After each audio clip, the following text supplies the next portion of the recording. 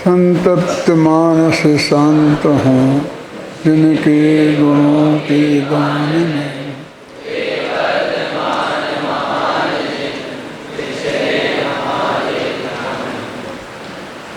196 196 गाथा चलेगी। पढ़ो गाथा।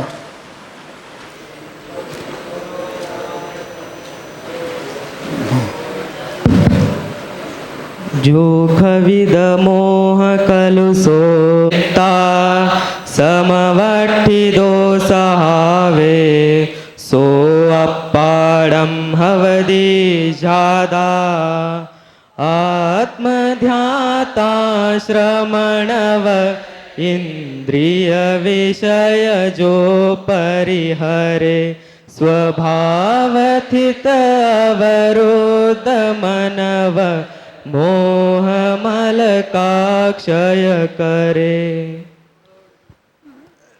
ये कह रहे आत्मा का ध्यान करने वाला कौन है जिसने 5 इंद्रियों के विषयों को पहले छोड़ दिया है और जो मोह मल का जिसने क्षय कर दिया है, मैंने दर्शन मोह का जिसने क्षय कर दिया है और स्वभाव में स्थित है और अविरुद्ध मन और मन को जिसने रोक लिया है ना, मनो निरुद्धता, मन को रोक लिया है, ऐसा व्यक्ति हवदि झादा अप्पाणम हवदि झादा आत्मा का ध्यान करने वाला होता है।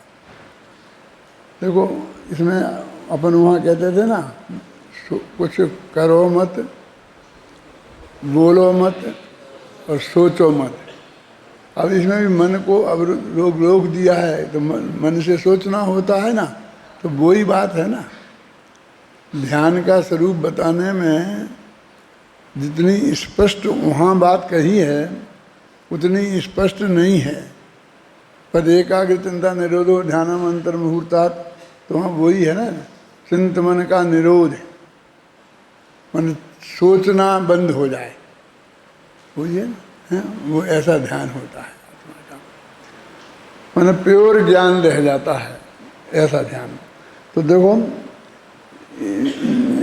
इसी में से पढ़ते हैं कि जो संत मोह मल का क्षय करके, भले ही यहाँ संत लिखा है लेकिन संत माने जिनके संसार का अंत आ गया है वे सभी संत हैं। क्या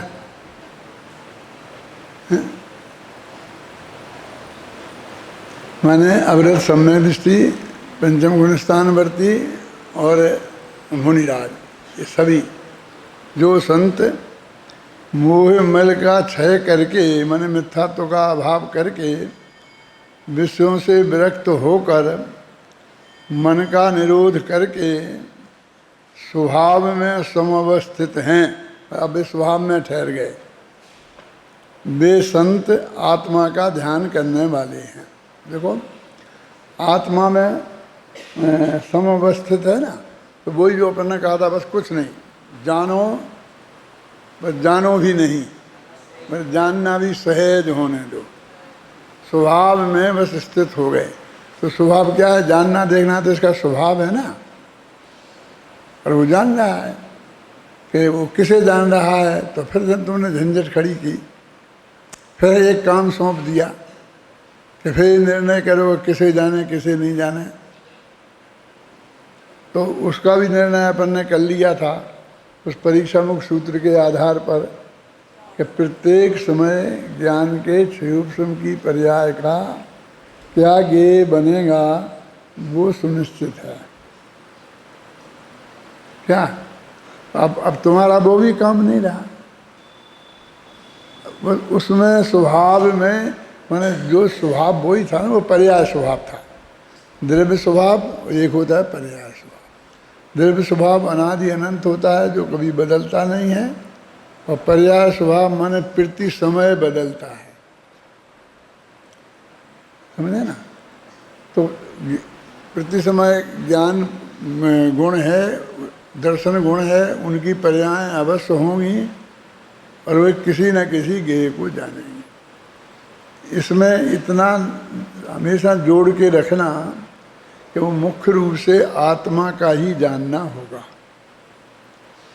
मैंने उदाहरण दे के समझाया था कि यद्यपि 99% तीर्थंकर आते हैं तो स्वर्ग से ही आते हैं।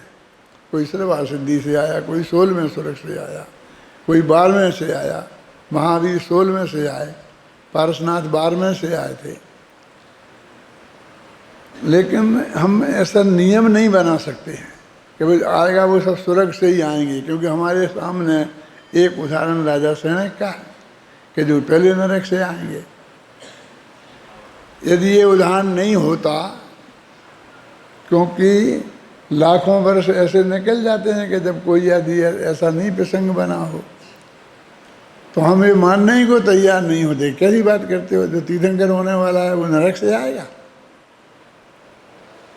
ऐसे ही हम यहाँ भी नहीं मान सकते कि वाह, जो आत्मा का ध्यान नहीं करेगा पर का ध्यान करेगा, तो पर को जानेगा। पर को क्यों जानेगा? अपना कोई जानेगा, अपना कोई जानना चाहिए, ख्याल में है ना।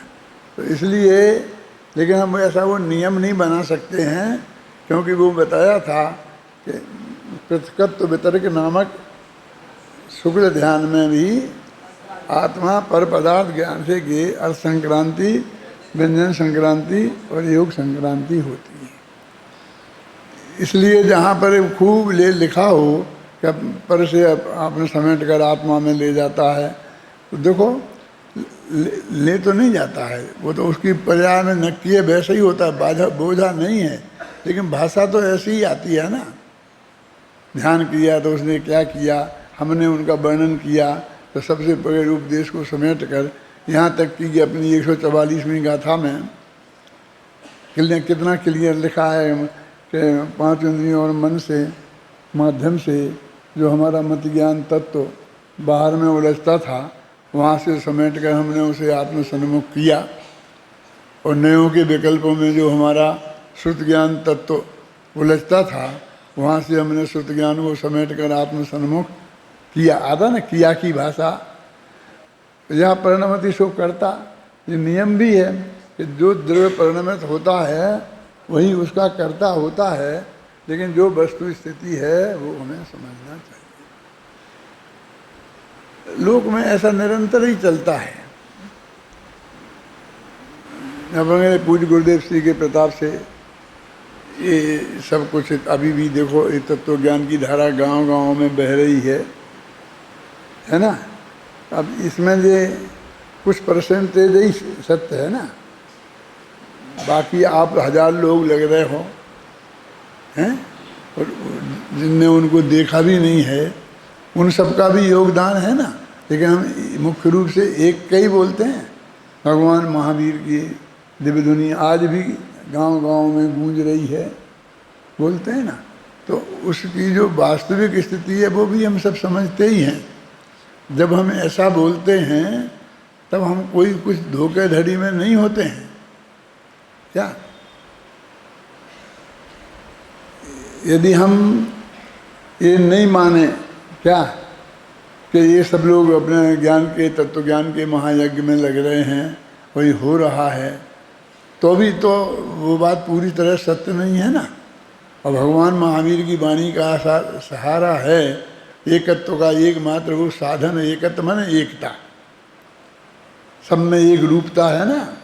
आखिरकार हमारे जो मतभेद खड़े हो जाते हैं, मतभेद माने तत्व ज्ञान संबंधी, तो फिर हम वो जनवाणी के आधार पर ही तो उनका समाधान करते हैं।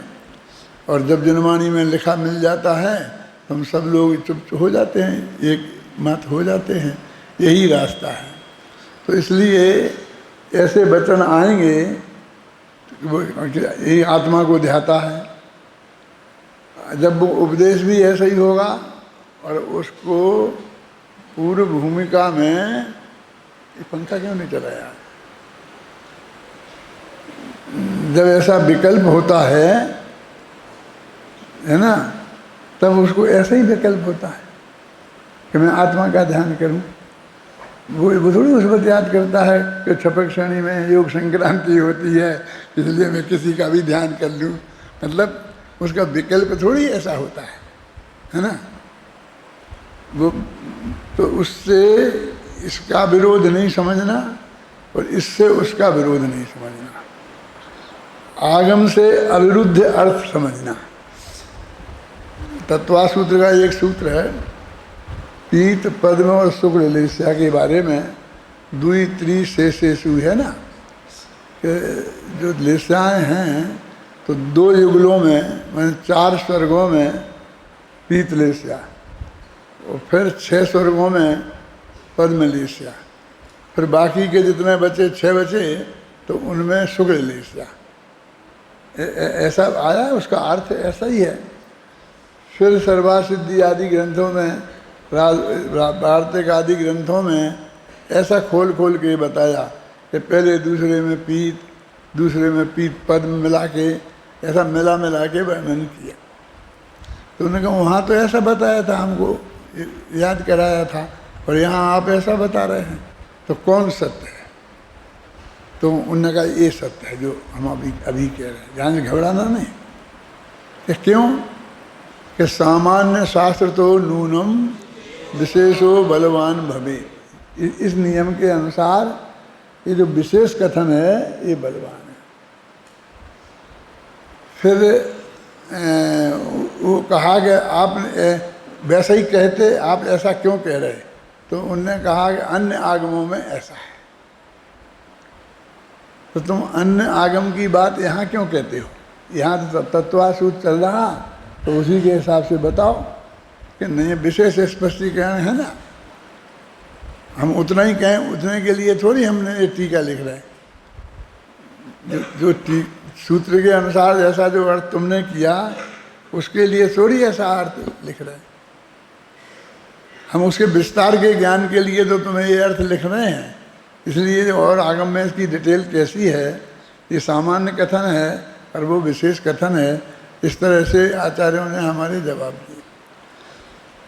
हमारे गुरुजी हम पढ़ते थे जब मक्खनलाल जी थे, तो एडमिनिस्ट्रेशन में बहुत होशियार थे, मतलब तो जब भी कोई बात आती थी और नया बात आती तो नया ऑर्डर निकालते ना कि भाई ऐसा ऐसा करो, तो वहाँ की नियमावली भी छपी थी, समझे ना। तो हम लोग वो नियमावली रखते थे, उस नियमावली में से निकाल के कहते नियमावली में तो ऐसा लिखा है, पर आप ऐसा ऑर्डर कैसे दे सकते हो? कैसा नहीं, अभी तुम लोगों में तो कुछ है ही नहीं ज़्यादा, यहाँ शायद नियमावली भी नहीं होगी, और होगी तो अभी तुम लोग बहुत ज़्यादा सभ्य हो, उतने सभ्य हम नहीं थे। क्यों? वो नियमावली निकाल के बताते थे कि इसमें तो ऐसा लिखा है और आप ऐसा कैसे कर सकते हैं? तो उनका एक शब्द हुआ करता था, हमको यहाँ क्या टेसू बना के बैठा दिया है? टेसू समझते हो? जसवंत नगर वाले समझते होंगे। वो एक होता है वो कि दिवाली वाली पे दीपक वीपक रखते हैं ना, तो ऐसा बना देते हैं और उस पर रख देते हैं, ऐसी कोई ऐसी चीज़ होती है, और उसको वो मतलब कोई भी चीज़ रख देते हैं कि बिजू का जिसे बोलते हैं, खेत में लगा देते हैं, लकड़ी का बना के ऐसा खड़ा कर देते हैं, तो पक्षी समझते हैं कि कोई आदमी खड़ा है ना। तो क्या हमको यहाँ जो बैठे हैं, हम इसके लिए बैठे हैं, जब कोई विशिष्ट परिस्थिति आएगी तो उस विशिष्ट परिस्थिति में हम विशिष्ट ऑर्डर निकाल सकते हैं। वो उनका कहना सही है, क्योंकि नियमावली में कितना कितना लिखा जाएगा, संविधान में कितना ही बड़ा बनाया हो, लेकिन हर बात का समाधान तो हमें संविधान से नहीं मिल सकता है ना। आज कोई विशेष परिस्थिति आएगी तो विशेष परिस्थिति में हम विशेष ऑर्डर भी निकाल सकते हैं। जैसे मान लीजिए कि अभी रोज़ाना एक्सीडेंट हो रहे हैं, 40 फुट ऊंचे दिया है, शराब पी करके गाड़ी चला रहे थे, है ना। तो वो कहते हैं कि संविधान में लिखा है कि जो शराब पी के गाड़ी चलाता हुआ पकड़ा जाए तो उसे फला धारा लगेगी और उस पर 500 रुपये जुर्माना होंगे। अब वो आदमी मर गया, अब तुम 500 रुपया ले लो उससे जुर्माने के, यदि ऐसे अपराध बढ़ते जाएंगे और 2-4 लोगों ने कह दिया कि ये है 500 रुपया लो, अब मुझे जाने दो, फिर तुम केस करना अदालत में, 500 रुपये जुर्माना तो होंगे ना। तो कहते कि नहीं, अभी और कड़ा कानून बनाना पड़ेगा, 500 रुपये में 6 महीने की जेल। 500 के 5,000 रुपये क्यों नहीं किए? क्यों बेचारा गरीब है, वो 500 ही नहीं दे पाता। ये अमीर वाले 5,000 फेंक के चले जाते हैं। अब इसलिए जेल की सजा होगी, क्योंकि उसके बिना ये सीध में नहीं आएंगे। तो वो जो संविधान में लिखा है ना, अब यही तो हुआ, उन्हें जमानत दे दी। संविधान में लिखा है ऐसे केस में उसी बात लेकर इतना जमानत मुचल करके दे देते हैं। अब वो मर गया, ऐसा इतनी बुरी तरह से मरा, ऐसा हुआ, अब ऐसे केस में जमानत हमारे विवेक पर भी निर्भर करती है। कानून में लिखा है कि ऐसे जमानत दे देना चाहिए, लेकिन वो जज कह सकता है कि मैं नहीं दूंगा। फिर तो जजों की बैठालने की जरूरत ही नहीं है ना, पूरे कानून से बन के ही चले तो हैं। महिलाओं से छेड़खानी पर जो भी प्रावधान थे पहले, उनसे नहीं आती स्थिति कंट्रोल में, और रोजाना ये छेड़खानी के केस ज़्यादा आते हैं, तो अब आजीवन कारावास होने लग गया ना। पहले 6 महीने की सज़ा भी नहीं होती थी, हैं? वो आजीवन कारावास भी 2 तरह का होता है। यदि 12 साल अशांति से वो जेल में बिता दे तो वो छूट जाता है आजीवन कारावास वाला। और एक वो भी होता है कि नहीं, जब तक ये मर नहीं जाए जब तक नहीं छोड़ना। तो जज ऐसा क्लियर लिखता है कि जब तक अंतिम सांस है तब तक ये जेल में रहेगा। आजीवन का यहाँ ऐसा अर्थ लगाना, 12 साल में अच्छी तरह से रहे तो छूट जाएगा नहीं, है ना। और फिर उस पर नहीं तो फांसी पे चढ़ाने की बात आने लगती है। क्या कहते हैं ना कि इनको फांसी पे चढ़ा देना चाहिए, ऐसा कर देना चाहिए, ऐसा कर देना चाहिए। उल्टा दुरुपयोग होने लगता है। फिर कोई भी किसी के विरुद्ध झूठा इल्ज़ाम लगाता है, 2 गवाही सफाई खड़ी कर लेते हैं। क्यों? एक महिला ने आरोप लगाया, 2 महिलाएं गवाह सभा देने के लिए खड़ी हो गई कि हाँ मेरे सामने इसने ऐसा किया था, छेड़खानी की थी, और उसे बिल्कुल निरपराध हो, और तो भी उसे आजीवन कारावास कर जाएगा। क्यों? 2-4 केस ऐसे होंगे, तुम्हारा नंबर तो आ ही सकता है यदि कुछ गड़बड़ करोगे तो। फिर बाद में फिर विचार होगा गंभीरता से कि नहीं ये तो अन्याय हो रहा है, तो फिर बनेगा कानून कुछ। ऐसा भी बन सकता है कि यदि वो आरोप झूठा सिद्ध हो गया तो उस लड़की को और उसी गवाही देने वालों को आजीवन कारावास होगा। माने जैसे झूठे केस नहीं बनाए जाएं। मेरे कहने का मतलब ये है कि ये तो परिस्थितियाँ जैसी जैसी आएंगी उसके अनुसार होगा। गवर्नमेंट को ऐसा अधिकार होता है कि वो जो कानून में नहीं लिखी है बात और उसे करनी है तो वो अध्यादेश निकाल देती है, वो अध्यादेश कहलाता है।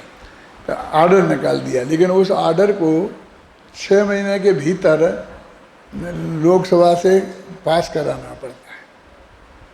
यदि वो पास नहीं हुआ तो वो फेल हो जाएगा। बस आर्थिक मामले के जो केस होते हैं, यदि वो पास नहीं हुआ तो गवर्नमेंट फेल हो जाती है, इस्तीफा देना पड़ता है। ये हर केस में नहीं है। जैसे उसने अध्यादेश निकाला कि अभी तक लड़कियों की उम्र 18 वर्ष की उम्र के बाद होती है और अब 21 वर्ष हम करते हैं, तो इसे लोगों में पास कराना पड़ेगा। पास होगा तो चलेगा और नहीं होगा तो फिर वही 18 पे आ जाएंगे, ख्याल में। लेकिन कुछ ऐसे होते हैं आर्थिक मामले में कि उनने जो बजट पेश किया और वो बजट पास नहीं हुआ तो फिर गवर्नमेंट को इस्तीफा देना पड़ता है, क्योंकि ये तो मूल बात है, ये तो सामान्य बात नहीं है क्या है? इसलिए विरोधी दल भी इसके प्रति बहुत सतर्क रहते हैं कि गवर्नमेंट ना गिर जाए, तो खूब विरोध भी करते हैं और अंत में वोट फिर उसके पक्ष में ही दे देते हैं। क्योंकि ऐसी बार बार गवर्नमेंटें गिरा देंगे तो फिर चुनाव होंगे, फिर चक्कर खड़ा होगा। वो भी नहीं चाहते हैं कि फिर चुनाव हो। मतलब बहुत बातें होती हैं ऐसी। तो जैसे नियम इसमें होते हैं ना, ऐसे ही अपने शास्त्र में भी होते हैं, अपवाद भी होते हैं। समझ में आई ना? क्योंकि उतनी बारीक बारीक बात हमेशा नहीं कही जा सकती। पर का ध्यान छोड़ के आत्मा का ध्यान करो, आत्मा में ही ले जाओ। अब ये सारे कितना कथन है। और अपन वो भी कि सोचो मत, बोलो मत, वो भी कथन है, और वो भी आगम में ही है, और उसका भी ये विरोध नहीं है। तो हमको इसका बैलेंस अपने दिमाग में समझना पड़ेगा। ऐसे झगड़ने के लिए तो हमारे लिए बहुत स्थान है। जब ये अपेक्षा वो वक्ता कह रहा हो तो अपन दूसरी अपेक्षा उठा के खड़ी कर दो।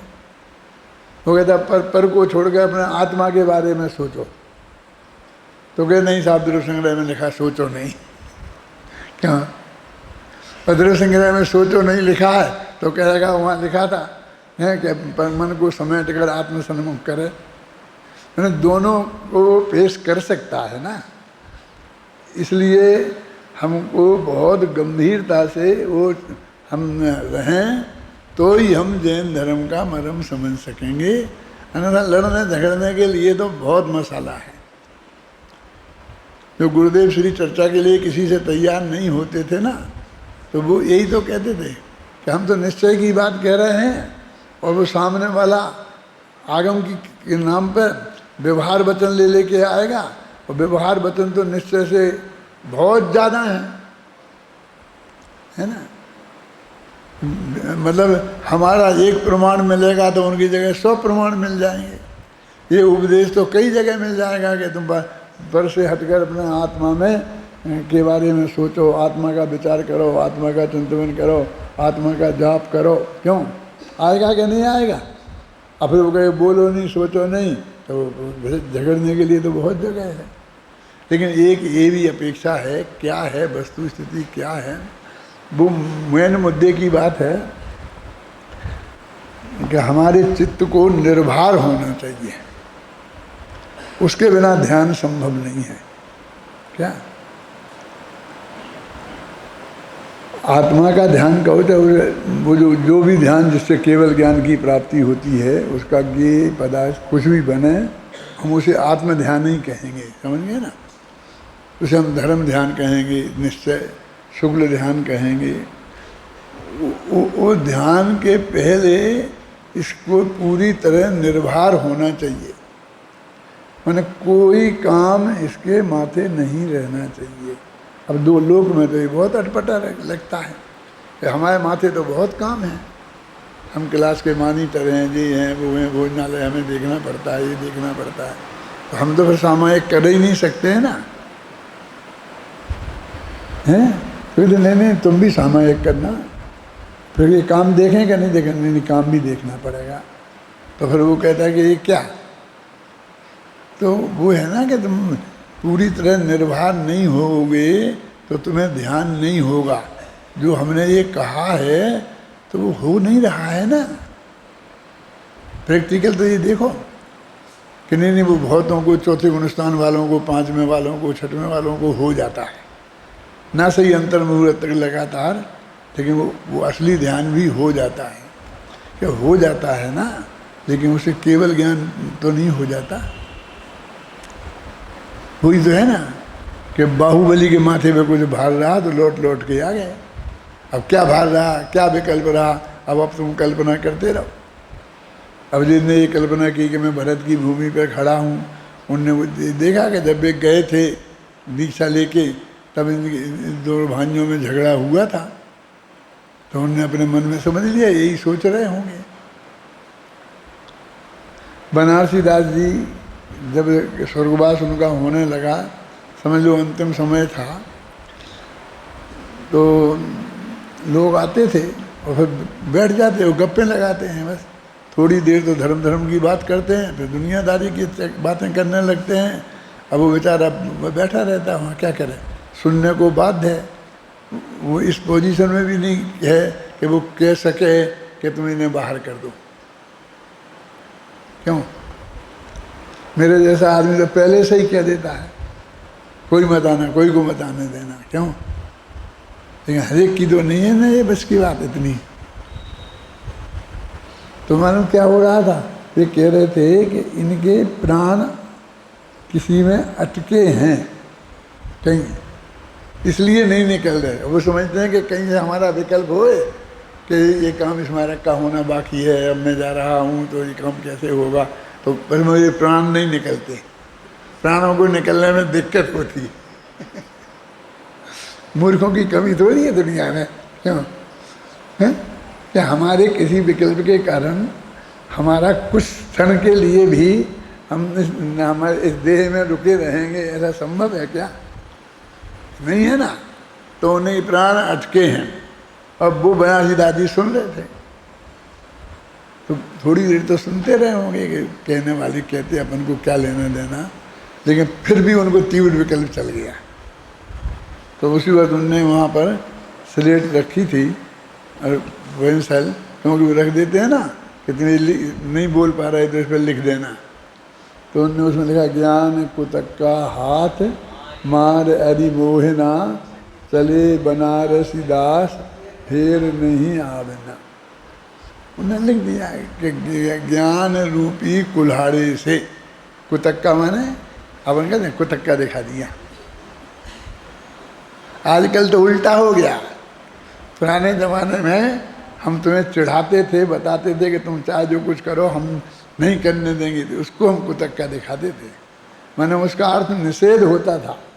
और आज तो दिग्विजय होता है, तो हम जीतेंगे ऐसा प्रधानमंत्री बताता है, जीत गए तो बताता है, हार गए हारने वाला नहीं बताता है।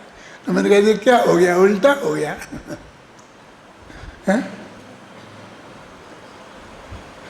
कुतक्का माने करवट है ना। आप आते हैं कि वो समय साल में एक कलश आता है ना, करवट से वेद विज्ञान रूपी छेनी से छेनी आती है, करवट आती है, हैं?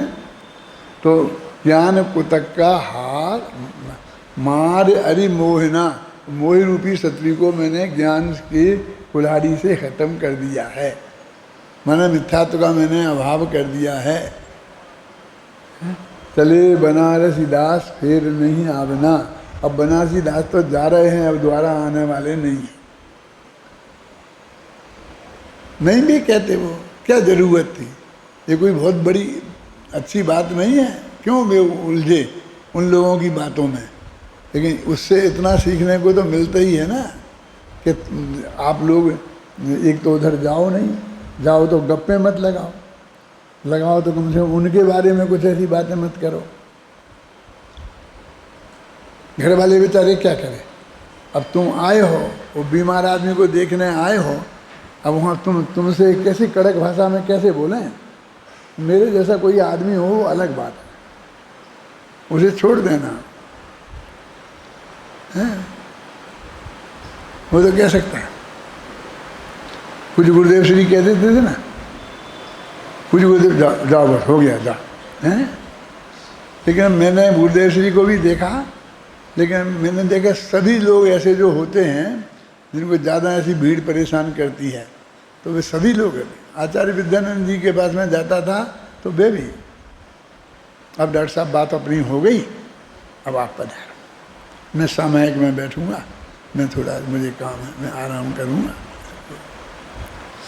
पहले तो नहीं बोलते थे, पहले तो बहुत देर तक और बोलो ऐसे ही बोलते रहे, और बोलो और बताओ।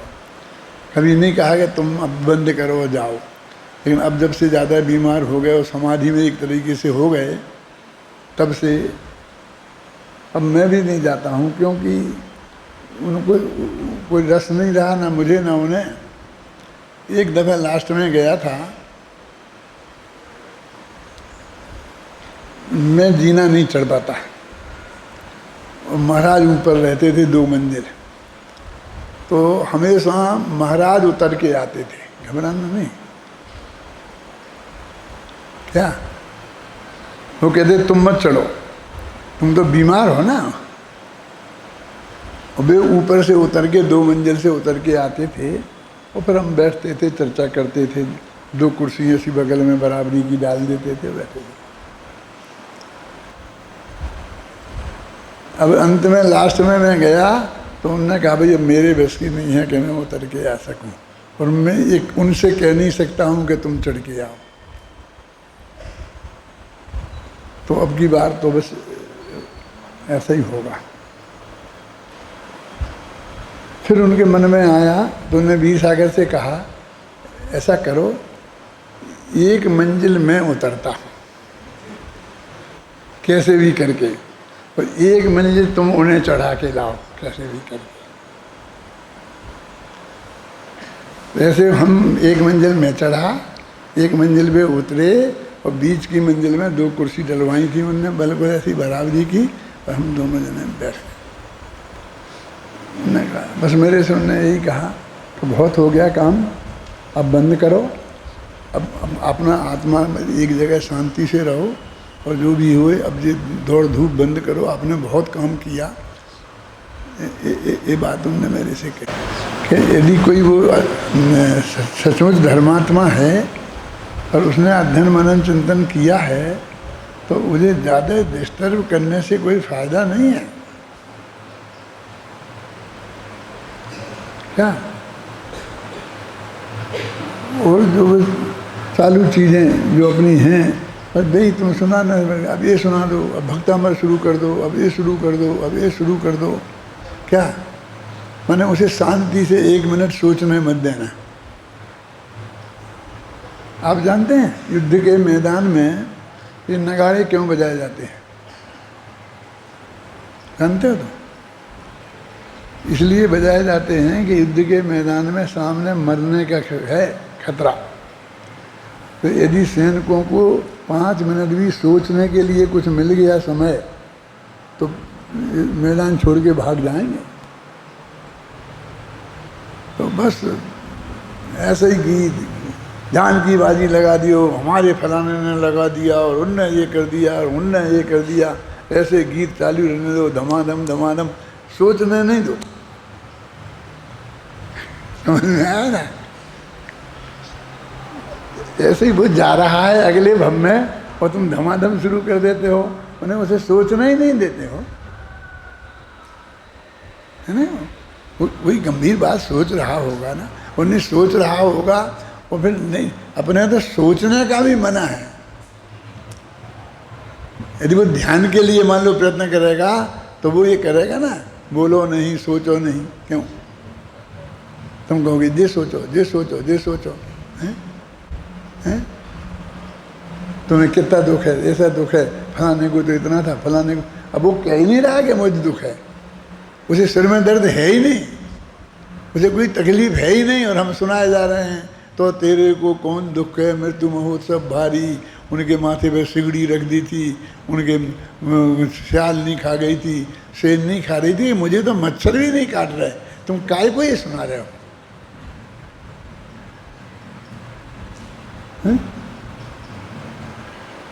नहीं, सच्ची बात नहीं है। वास्तव में कुछ नहीं करना है, ज्ञान तो सहज अपना काम करेगा, वो जानने का काम करता रहेगा, और वो तो जो ज्ञान की पजाएगा गे नक्की होगा उसको जानेगा। अब यही है कि मैं इकाई का अर्थ कर रहा हूँ, मुझे बताओ कौन बताएगा? हाथ उठाओ जरा फटाफट। मैं कौन से शब्द का अर्थ कर रहा हूँ? स्वभाव में समवस्थित। क्या? इस एक शब्द से उनने उस दशा का वर्णन किया है।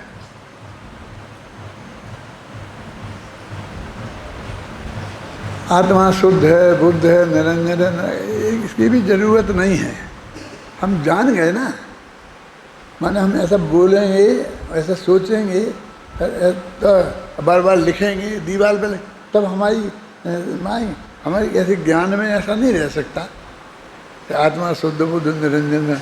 आत्मा का स्वरूप जो हमने समझा है तो बिल्कुल हम सहज भाव में बिल्कुल ऐसे ही रहें, कुछ भी नहीं सोचें, कुछ भी नहीं बोलें, तो वो तत्व ज्ञान हमारे चित्त में नहीं रह सकता है। क्यों?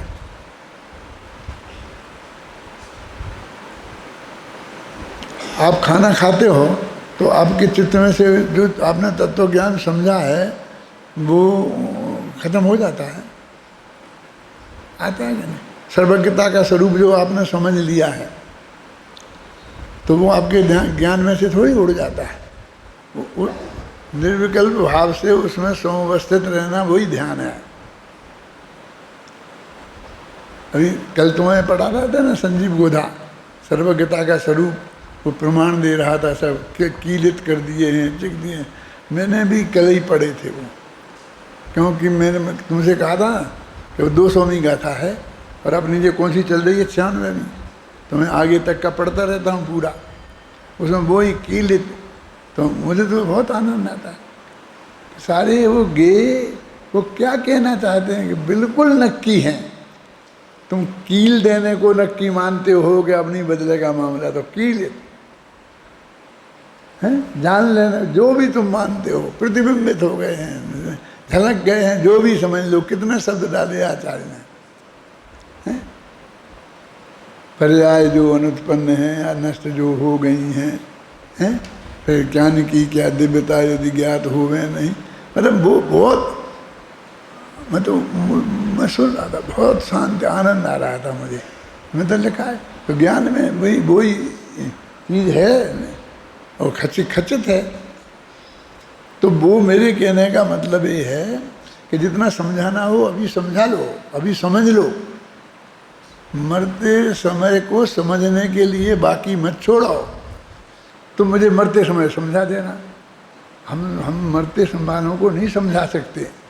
जो कमर कस के बैठते हैं क्या, और हम भी कमर कस के बैठे हैं तब मुश्किल से समझा पाते हैं। हमारे पास तो ऐसा सब्जेक्ट है। अब तो जो उसने समझ लिया है जीवन भर, अब उसे उसमें ही रमने दो। क्या मतलब समझे ना। अभी ये कहने का नहीं है। फिर अब हम अगले भव की बात करने लगते हैं। इतना इतना है, ये पुराना शरीर सड़ा सड़ा छूट जाएगा, नया नया बढ़िया से बढ़िया आएगा। ये काली कलूटी कानी औरत छूट जाएगी, कम से कम 32 देवांगनाएं मिलेंगी। अरे क्या कह रहे हो तो, वैसे लोग दे रहे, ये समझा कि भय दे रहे कि तुमने नहीं किया तो नरक में जाना पड़ेगा, तो वहाँ डंडे पड़ेंगे। अरे ये धमका रहे हो, ये लोग दे रहे हो, ये समझाहट कहाँ है। इसका नाम समझाहट नहीं है, वस्तु स्वरूप का प्रतिपादन वो समझाहट है। सच भाव से बस खत्म। कोई परिवर्तन संभव नहीं है। दुनिया की कोई ताकत कुछ नहीं कर सकती, पर इतने ही पर्याप्त है। और मुझे कोई विकल्प नहीं। विकल्प तो कुछ करने का होता है ना, कि मैं ऐसे नहीं ऐसा कर दूं। अब मुझे कुछ करने का भाव ही नहीं रहा है ना। स्वभाव में समवस्थित वे संत, उनके संसार का अंत आ गया है। वे आत्मा के ध्यान करने वाले हैं। माने वो आत्मा का ध्यान करने वाले ऐसे बैठे, ऐसा है जो फोटो खिंचवा ली और ध्यान करगी, वो ही नहीं है। चलते फिरते भी आता ना, शुद्धोपयोग में चले जाते हैं, अंतर्मूर्त में जाते हैं ना मुनिराज, तो आहार को जाते हैं तो रास्ते में चलते चलते में उन्हें शुद्धोपयोग हो जाता है, फिर से वो उपयोग में आ जाते हैं। कुछ मुनिराज तो ऐसा कहते हैं, एक पाँव उठाते हैं तो शुद्धोपयोग होता है, फिर रखते हैं तो शुद्धोपयोग हो जाता है। अब क्या भाव है उनका वो जाने, वे क्या कहना चाहते हैं। लेकिन मतलब ये है कि ऐसा नहीं है कि उस शुद्धोपयोग होने के लिए कोई विशिष्ट अवस्था शरीर की होना ही जरूरी है। फिर भी ध्यान करने की जब बात उपदेश देंगे तो यही कहेंगे, शांति से बैठो, पद्मासन से बैठो, बात सुनो, यही कहेंगे ना। मैं अशोकनगर में प्रवचन करता था आज से 60 साल पहले। तो हमारे एक श्रोता थे जो मेरे दादाजी की उम्र के थे, श्यामलाल जी उनका नाम था। तो वो मेरे प्रवचन में पीछे घूमते ही रहते थे। डेली आते थे और ऐसे घूमते रहते थे, क्योंकि बैठते ही उन्हें नींद आती थी। वो कहते थे, ऐसी बात नहीं कि वो छिपाते थे, वो कहते थे मैं बैठूंगा तो नींद आ जाएगी और मुझे सुनना है, इसलिए वो ऐसे घूमते रहते थे और सुनते रहते थे। बोलो अब क्या बताएं, लेकिन अब उपदेश थोड़ी देंगे कि तुम लोग सब घूम घूम के सुनो, तो यही कहेंगे बैठ के शांति से सुनो हैं। अच्छा बैठो, पर हम ऐसे नहीं बैठते, समझे, प्रवचन में ऐसे नहीं बैठते, समझे हैं, ऐसे ही बोलेंगे ना, यही समझाएंगे कि नहीं। तो उपदेश की भाषा अलग होती है, वस्तु स्वरूप जो है वो अलग है। देखो मैं टीका पढ़ना चाहता हूँ, बहुत अच्छी है। मोह मल का क्षय करने वाले आत्मा की, इसका मतलब सम्य दृष्टि आत्मा की है ना।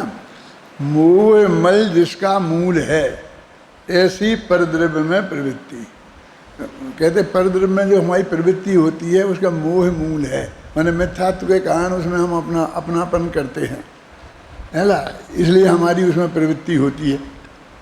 का अभाव होने से विषय विरक्तता होती है।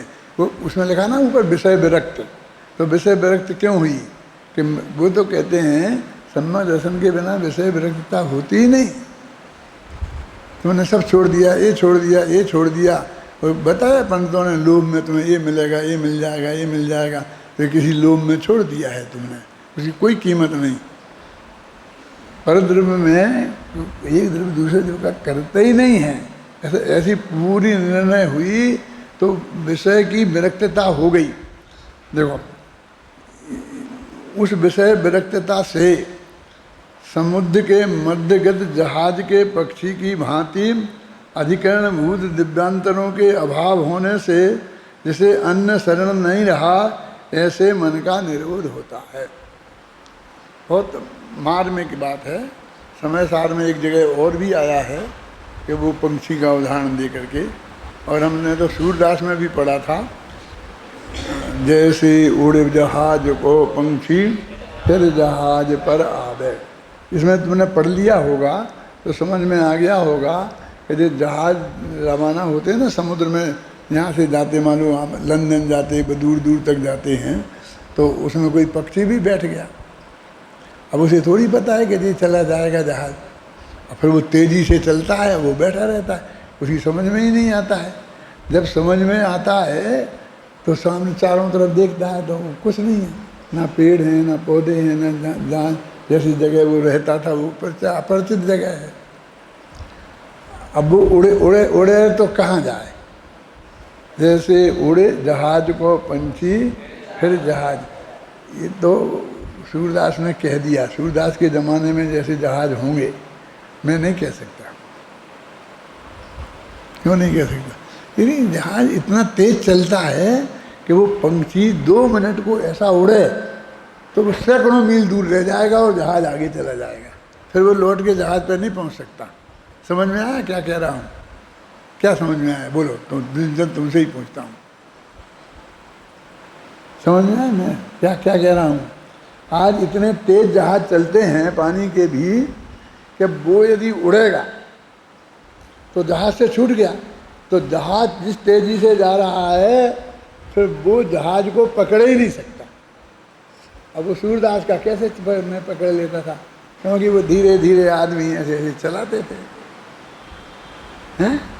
फिर ऐसे धीरे धीरे चलने वाले जहाज थे, तो उन पर से वो जहाज का पंछी उड़ के लौट के जहाज पे आ जाता था। जैसे उड़ जहाज को पंछी फिर जहाज पर आवे। असली बात क्या है? अन्य आश्रय का अभाव होने से, क्योंकि अब जहाज ही उसका बेचारे का एक आश्रय है, अन्य कोई आश्रय चारों तरफ नहीं है। अब ये उदाहरण काय का दे रहे हैं? ध्यान करने का।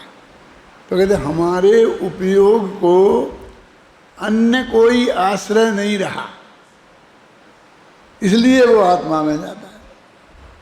अब अन्य आश्रय कैसे नहीं रहा? अभी तो बहुत काम थे, ये करना था, ये करना था, ये करना था, हैं? मुझे संसार पर्याय को पलट के मोक्ष पर्याय लानी थी, हैं? मुझे अब तो हमने ये तत्व ज्ञान समझा कि एक एक समय की ज्ञान का गे भी नक्की है, तो अन्य आश्रय का अभाव हो गया ना। अब करने को कुछ नहीं बचा। समझ में आया ना? अन्य आश्रय का अभाव होने से का अर्थ समझ में आया है? क्योंकि अब करने को कुछ बचा ही नहीं, तो क्या करे। अब बोलने को कुछ बचा ही नहीं, क्या बोले। अब सोचने को कुछ बचा ही नहीं, बोलना सोचना कोई निर्णय करने के लिए होता है, सोचना निर्णय करने के लिए होता है। हम बोलते हैं तो पूछते हैं कि बताते हैं, तो निर्णय करने के लिए होता है। कुछ करते हैं तो भी कुछ करने के लिए होता है ना। अब कुछ ना हम कर सकते हैं, कुछ ना बदल सकते हैं। हमारा ये निर्णय हो गया क्या, इसका नाम है अन्य आश्रय का अभाव होना। वो किसको सम्य दृष्टि को ही हो सकता है, इसलिए ध्यान सम्य दृष्टि के ही होता है, मिथ्या दृष्टि के नहीं। कितना मजबूत तर्क है, हैं? क्योंकि वो ज्ञानी है, उसको नहीं हो सकता, मिथ्या दृष्टि को होने लग जाए तो सभी मोक्ष चले जाए। अरे ऐसी बातें करने से कोई फायदा नहीं है। वो तत्व ज्ञान उसने वो निर्णय लिया, उसको अन्य आश्रय का अभाव हो गया। जैसे पक्षी को अब कोई ना पेड़ है, ना बेर है, ना मकान है, ना आदमी है, ना कुछ नहीं है, हैं? अब तो उसे तो मजबूरी में जहाज पे बैठे रहना है। अब ये कहते हैं कि जिसको जब कर में कुछ काम ही नहीं रहा तो वो फिर बस जो सहज अवस्था है उसे हम निष्काम कहते हैं। निष्काम माने काम वाला, बेकार वाला काम नहीं। ये जो हमारे करने वाले काम हैं, इसका नाम ध्यान है। क्या पढ़ रहे हैं अपन, देखो कहाँ गए वो। अन्य आश्रय का समुद्र के पक्षी की भांति अधिकरण भूत दिव्यांतरों के अभाव होने से जिसे अन्य शरण नहीं रहा, और मन को ही कोई शरण सोचे क्या, निरोध हो, मन का निरोध होता है। मन सोचना बंद कर देता है, निरोध है। क्यों? अब मन ही ने ये निर्णय कर लिया कि कुछ नहीं हो सकता। अब क्या सोचे कि ऐसा करने के लिए मैं क्या करूं।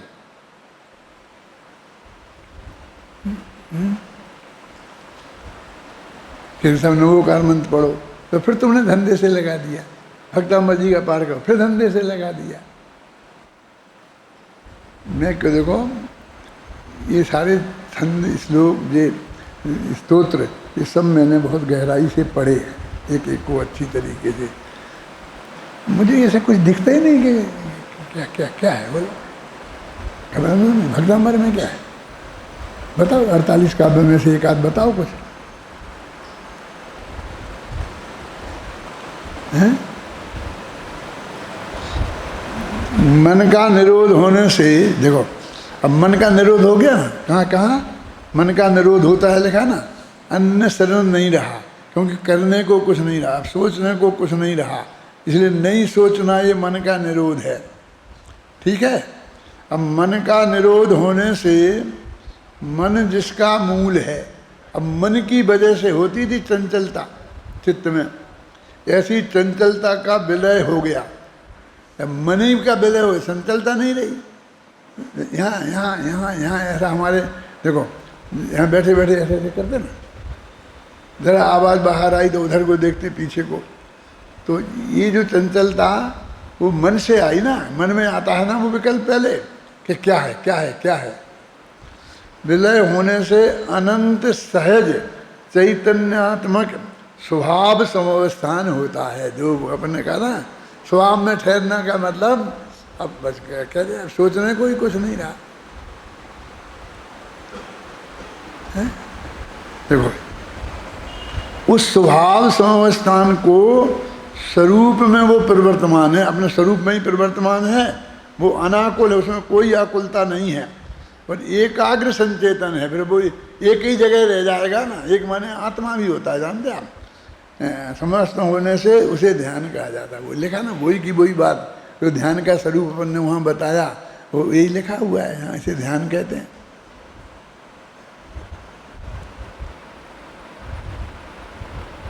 अब मैं और ज़्यादा समय नहीं लगाना चाहता हूँ इसमें, कि अपने पास सिर्फ 10 मिनट हैं अभी। अब मैं एक पूरा करना चाहता हूँ इस गाथा को। क्या आचार्य जयसेन तात्पर्य वृत्ति में शेष बातें तो तत्व प्रदीपिका के समान ही प्रस्तुत करते हैं, किंतु उत्थानिका और निष्कर्ष बदल देते हैं। नकारात्मक बात को सकारात्मक रूप प्रस्तुत कर देते हैं। तत्व प्रदीपिका की उत्थानिका में और निष्कर्ष के वाक्य में कहा गया है, आत्मा का ध्यान अशुद्धता का कारण नहीं है। वो आत्मा का ध्यान समझ गए वो। अब उसमें अशुद्धि कैसे पैदा हुई, अशुद्धि का कारण क्या रह गया? इसके स्थान पर तात्पर्य वृत्ति में कहा गया है कि शुद्धात्मा के ध्यान से जीव विशुद्ध होता है। बस नेगेटिव का पॉजिटिव कर दिया, इसमें कोई ज़्यादा समझाने का नहीं है। इसके उपरांत किंचे कहकर 4 प्रकार के ध्यानों की चर्चा करते हैं। अब ये ध्यान का सर्वोत्कृष्ट स्वरूप आ गया। अब वे 4 ध्यान और 8 ध्यान और 16 ध्यान इन सब की बात करेंगे तो विकल्प में ही उलझेंगे ना। वो विकल्पों की भूमिका ही को उठाएंगे और उन्हीं में से ही कुछ कहेंगे। तो उसे ये सर्वोपरि रखकर चित्त में फिर इस बात को पढ़ना। तो हमने क्यों लिख दिया? हमने तो भाई जयसेनाचार्य की टीका में ये बात और ज़्यादा स्पेशल लिखी तो यहाँ तुम्हें रख दी कि तुम्हें वो जयसेनाचार्य की टीका नहीं देखना पड़े।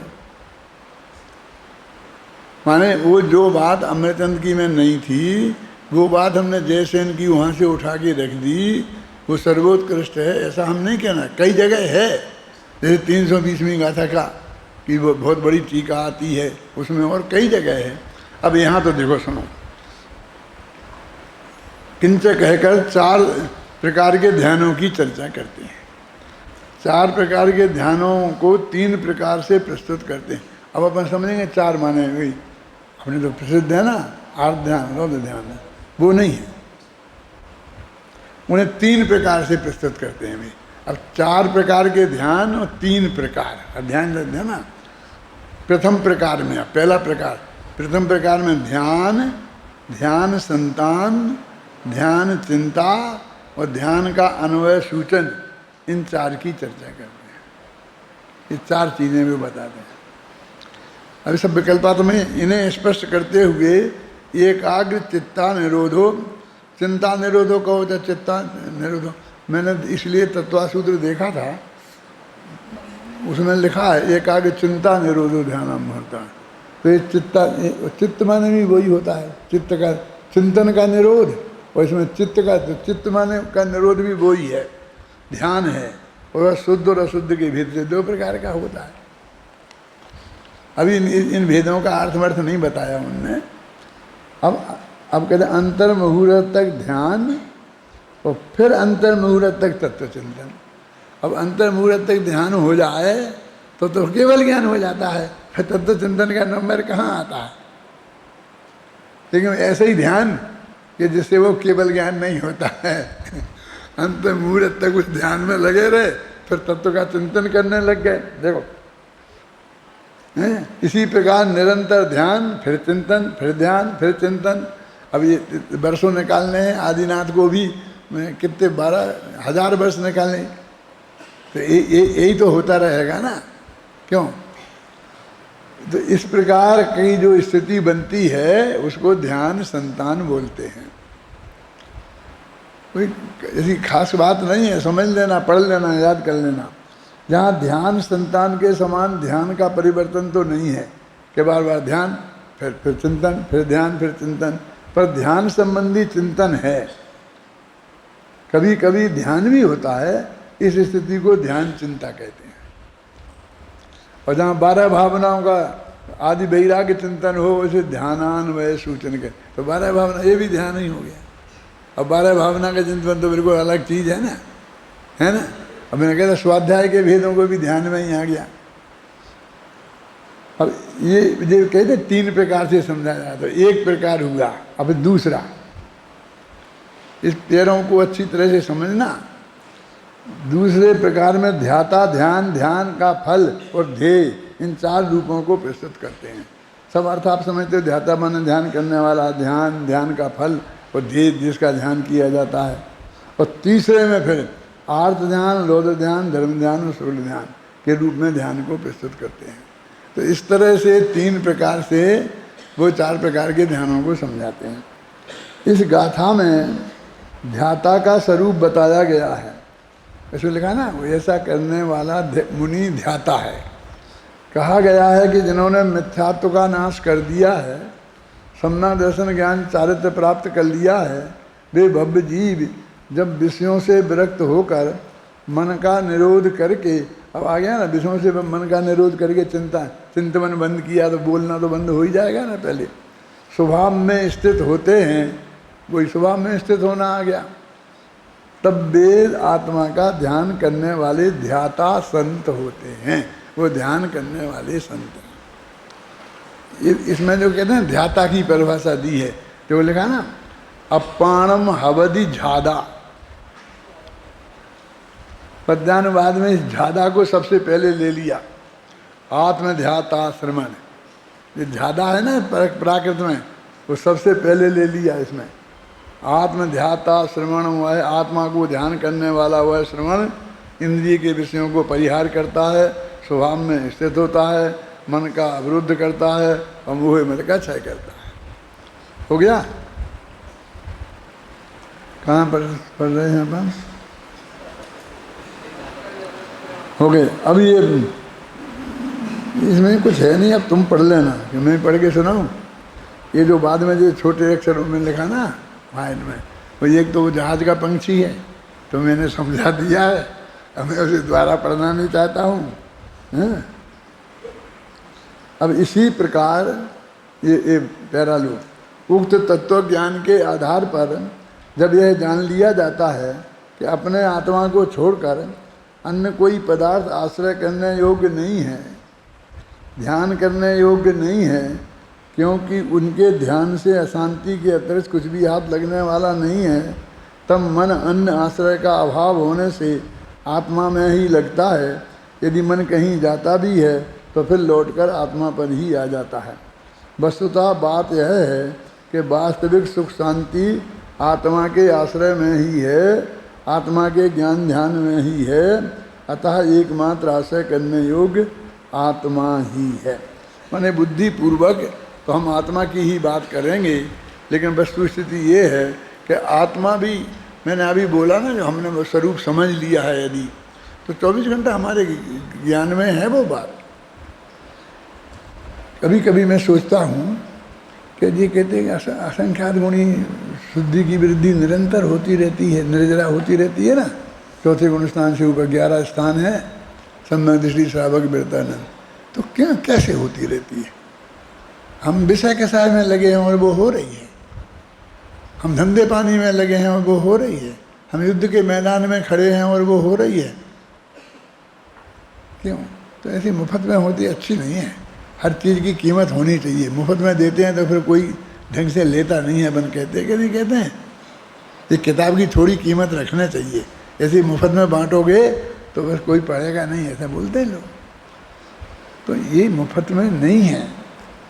उसके 24 घंटे वो आत्मा का स्वरूप ख्याल में है।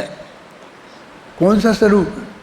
कि उसे कुछ नहीं करना है, क्योंकि सब बिल्कुल व्यवस्थित है। वो स्वरूप वो बताया था ना कल, तुम्हारी किताब में भी लिखा है कम्मत परागी में, हमको कछु भय नारे जान लियो संसार। तो हमने संसार जान लिया है, माने क्या कि दुनिया के लोग बहुत बदमाश हैं, हमें स्वार्थी हैं, मौका हो जब लेंगे और जब मौका हट जाएगा तो फिर काम नहीं करेंगे। पत्नी भी ऐसी है, बच्चे भी ऐसे ही हैं, और फिर हम किससे सुना करके उस पत्नी से कहा कि तुम ये पानी पी ले, तू मर जाएगी, वो पति जिंदा हो जाएगा। तो उसने कहा अब ठीक है। ऐसे झूठे किस्से सुना कर व्यर्थ में ही आप उसमें राग द्वेष पैदा कराते हैं। क्या है? कुछ नहीं है। हमने तो स्वरूप जान लिया कि वो बेचारी कुछ कर ही नहीं सकती और हम भी उसका कुछ नहीं कर सकते। ये जान लियो। संसार का मतलब ये है, संसार का ये स्वरूप हमने जान लिया है? और ऐसा नहीं है कि भाई मैं नमोकार मंत्र बोलूँगा तो अपने दौड़े दौड़े भगवान चले आएंगे और शेर को पकड़ लेंगे और उसको ऐसा पकड़ के ऐसा खींच देंगे और मुझे बचा लेंगे। ऐसा नहीं है। तो क्या है कि आज यदि मेरा मरना और शेर के खाने से ही है तो होगा, और नहीं होना है तो नहीं होगा। उसमें भगवान कुछ नहीं करेंगे। ऐसा चिंतन करके निर्भय, फिर निर्भय कैसे होगा? फिर तो डर लगा ही रहेगा कि नहीं। इसलिए होगा कि वो अपने चित्त में जो भय की लहर पैदा हो रही है ना, वो इसलिए नमोकार मंत्र बोल रहे हैं हम। शेर हमें नहीं खाएगा इसके लिए नहीं बोल रहे, समझ में? एक ज्ञानी है, एक अज्ञानी है, दोनों के सामने शेर आ गया, दोनों ही नमोकार मंत्र पढ़ेंगे। समझ में आया ना? तो आप कहोगे साहब क्या फ़र्क क्या रहा? फ़र्क ये है, वो अज्ञानी समझता है कि अब मैंने बोला अभी अभी देवता आए, भगवान नहीं आए तो देवताओं को भेजेंगे और वो ऐसा कर देंगे, ये कर देंगे, वो कर देंगे। वो करते करते वो खा जाता, कह दे मैं तो धोखे में आ गया, मर गया। यदि वो भगवान के भरोसे नहीं रहता तो शायद भाग भूग जाता, कुछ कर लेता। क्यों? और वो ज्ञानी क्या सोचता है, जो होना है वो होगा, मेरे परिणाम खराब नहीं हो, इसके लिए वो नवोकार मंत्र बोल रहा है, भगवान का स्मरण कर रहा है, भगवान के स्वरूप का स्मरण कर रहा है। ऐसा नहीं कि उनको बहुत तकलीफ थी, उन्होंने देखो पांडवों को ये पहना दिया था, फलाने को ये हो गई। ये भी इसमें क्या दम है? ये तो सब पाप के उदय की बातें हैं, हैं? क्या है? इनसे निर्भयता आएगी? निर्भयता तो वास्तव में जो होना है वो ही होगा, वो हमारे चित्त को बिल्कुल स्वीकृत है। ये मैं पहुंचा सकता हूं, तो मैं कहता हूं तुम जा। क्यों? हमने ये समझ लिया है कि कुछ भी संभव नहीं है और मुझे जाना ही नहीं है मैं तीसरे में, तो क्यों पहुंचाएगा मुझे दिन? क्या करूँगा मैं तीसरे में जाके, दूसरे में नहीं जाऊँगा? नहीं, वो ऊंचा स्वर्ग है, ऊंचा स्वर्ग है। हाँ, यहाँ दो सागर की कैद होगी, वहाँ 3 सागर की कैद होगी। क्यों? दो सागर की जेल में जाना अच्छा है कि 3 सागर को? है 3 साल की जेल? अरे क्या कह रहा है, तुझे पता ही नहीं है, तुम वस्तु के स्वरूप को समझता ही नहीं है, तुझे चिंतन ही नहीं है, है? वो ये आधार है, मैंने ये जान लियो संसार का स्वरूप ये है, मैंने उसमें कोई परिवर्तन संभव नहीं है, हमने ये जान लिया है और हमारी निर्भयता का आधार ये है। क्या? हमें किसी से कोई राग द्वेष नहीं, राग द्वेष नहीं, क्योंकि कोई कुछ इसमें लिखा ना, आश्रय का अभाव होने से, क्योंकि वो जो आश्रय तो वो था कि ये मेरा बुरा करता है, ये भला करता है, अब समझ में आ गया कोई करता ही नहीं है, तब कैसे, किससे राग किससे द्वेष? कबीरा खड़ा बाजार में लिए लिकुटिया हाथ, जो घर छोड़े अपना होए हमारे साथ, ना काहू से राग है ना काहू से द्वेष। क्यों? हमारे मुनिराज का स्वरूप तो ये है ना, न राग है किसी जन द्वेष। क्यों नहीं है राग? क्योंकि राग बहुत बुरी चीज़ है इसलिए हमने छोड़ दिया। अरे नहीं, राग का कारण ही नहीं है, वो मेरा कोई भला कर ही तो नहीं है, कर ही नहीं सकता है, तो राग का कारण नहीं है, और बुरा नहीं कर सकता है तो द्वेष का कारण नहीं है। आश्रय का अभाव हो जाने से मन बिल्कुल हल्का हो गया है, वो ध्यान की अवस्था उसका नाम है कि अंतर्मुख रह जाए तो केवल ज्ञान होता है कि वो क्या कर रहा था कि कुछ नहीं। अभी आप चलते फिरते उठते बैठते 24 घंटे आप साधु रह सकते हैं, माने आपको वो चित्त में वो बात जो मैं कह रहा हूँ वो जमी रहे, बस है, हो गया काम।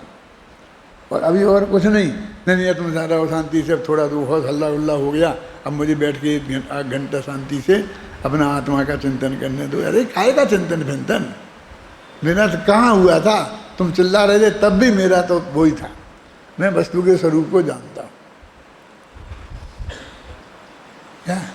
मुझे ना किसी से छुट्टी चाहिए, ना किसी से समय चाहिए, ना किसी से उलझन चाहिए, ना किसी के सुलझन चाहिए, सब अपने अपने में है, मुझे क्या लेना देना। ख्याल में आई ना, मैं तो अपने में हूँ। अपने में हूँ माने जब समझ ही लिया पर में कुछ होना ही नहीं है, और अपने में तो अपने में तो होना है, अपने में फेर फार नहीं होना है।